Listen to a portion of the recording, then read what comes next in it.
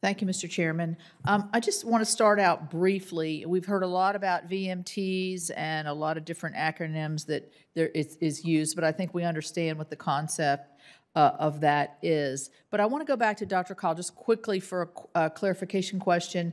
You mentioned that if the VMT was put into effect at 1 cent per mile, it would generate $2.6 billion.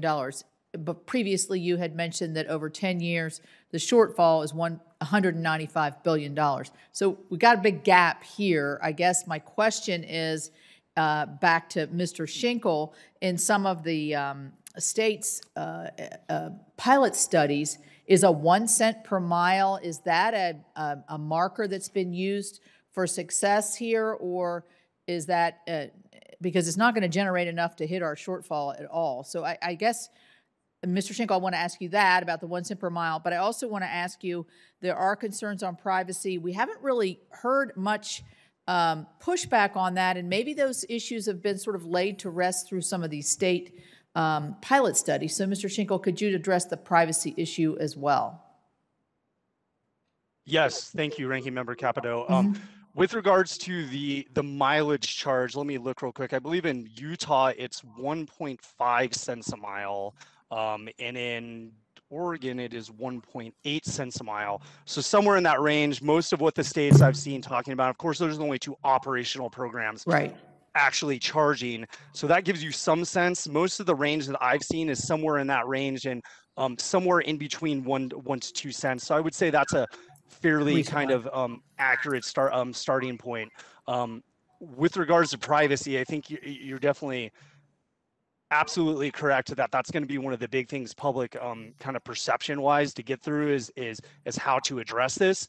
Some of the things states have done I think are really interesting. So maybe a couple examples. So Oregon, when they established their program back in 2013, they did work with the ACLU while they were developing that program, and that helped kind of get some buy-in there. A lot of the public feedback that the states that are doing the RUC programs or pilots has found that the more familiar with the drivers become with the systems, the more they have less of an issue with the privacy concerns. I'm not saying that necessarily addresses all of them.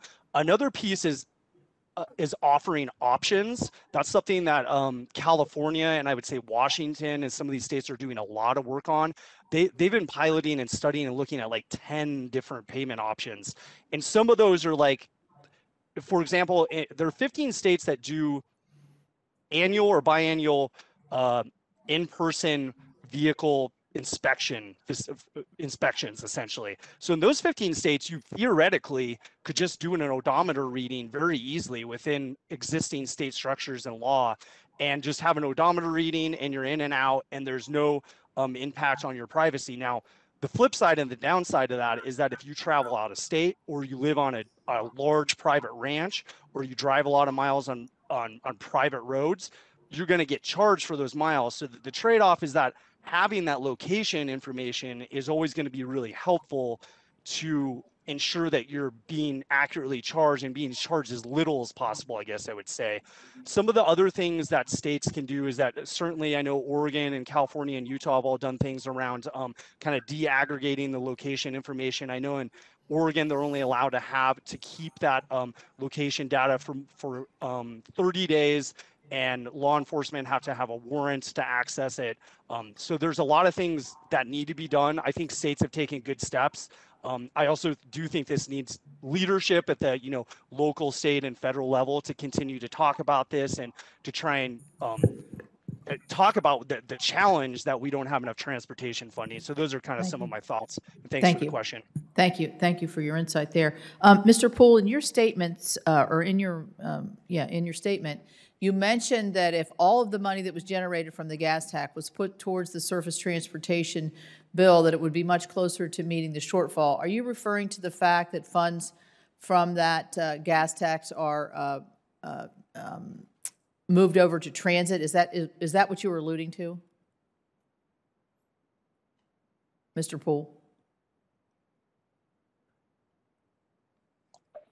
Yes, I understand the question. What I was referring to is if you look at the total amount of revenue from from highway user taxes going into the trust fund versus the amount spent, there's only a $2 billion a year gap right now, according to CRS, between the spending on highways and the revenue from highway users.